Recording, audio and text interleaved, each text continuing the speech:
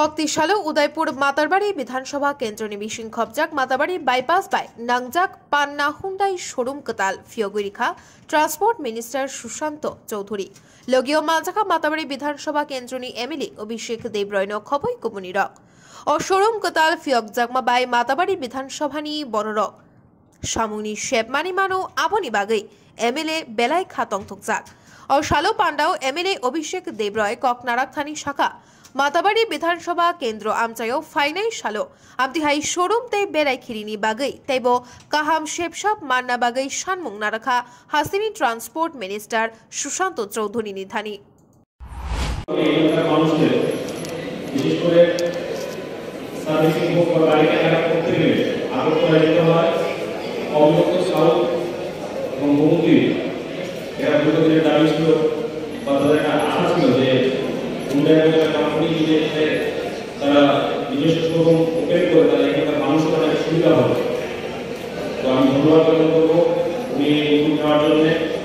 বিশেষত মাতা ত্রিপুরেশ্বরের কোনো ভূমিকা মাতা ত্রিপুরেশ্বরের মন্দির এখানে অবস্থিত। মাতা ত্রিপুরেশ্বরের মন্দির পার্টিতে পার্টি বিধানসভায় অনেক কিছু করার এখন বাকি আছে। অনেক গ্রামীণ এলাকা গরিব এলাকা এই ধরনের যদি উদ্যোগগুলো আসে শুধু তাহলে কর্মসংস্থানের ব্যবস্থা হবে এবং মাতারবাড়ির মানুষও এই সমস্ত কাজকর্মে যুক্ত হতে পারে। মাননীয় মন্ত্রী এখানে আসেন, ওনার সাথে আলোচনা থাকবে। যেহেতু উনি টুরিজম ডিপার্টমেন্টের সম্মানিত মন্ত্রী, অলরেডি আমাদের মাতারবাড়ির কাজ চলছে।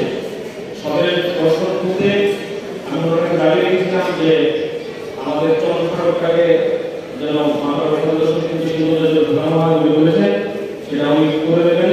তার জন্য অসংখ্য ধন্যবাদ লাগে। এবং আরেকটা দাবি থাকবে যে ওয়াটার পার্ক যদি করা যায়, মাননীয় মন্ত্রী যদি চাইছেন যে ওয়াটার পার্ক তৈরি করা যাচ্ছে, সেটা যদি মাতারবাড়িতে করা যায়, আমাদের 40-এর মতো জায়গা আছে, তাহলে কর্মসংস্থানের পাশাপাশি টুরিজমের স্পিরিচুয়াল টুরিজমের সাথে এখানে আসলে যখন ছবি ওঠা যাবে, প্লাস এখানে আমাদের অলরেডি টুরিজম ডিপার্টমেন্টের উদ্যোগে রোপওয়ের কাজ শুরু হবে। মহারানী থেকে শুরু করে ছবি ওঠা পর্যন্ত মাতারবাড়ির রেস্টুরেন্ট থেকে মাতারবাড়ি পর্যন্ত। তো যদি এখানে ওয়াটার পার্ক হয় তাহলে পুরো দিন বা দুদিন মানুষ আসলে এখানে থাকবে, বিভিন্ন ওয়াটার পার্ক দেখবে, মাতারবাড়ি মন্দির দেখবে, প্লাস রোপওয়ে করবে, তাহলে একটা কমপ্লিট প্যাকেজ এখানে হবে। ওনার একটা দাবি থাকবে, উনি চাইলে সেটা করতে পারবেন যে এখানে যেন মাতারবাড়ির মন্দির এখানে অবস্থিত এই বিধানসভা যেন আরো ভালো উন্নয়ন করা যায়। 25 বছরে পুরো কাজই হয়নি, বিগত 5 বছর বিভিন্ন কাজ রেজিস্ট্রেশন হয়েছে, তো সেগুলো এখন সম্পূর্ণ পায়নি। এর মধ্যে কিছুটা ডেভেলপমেন্টের ছোঁয়া লাগবে।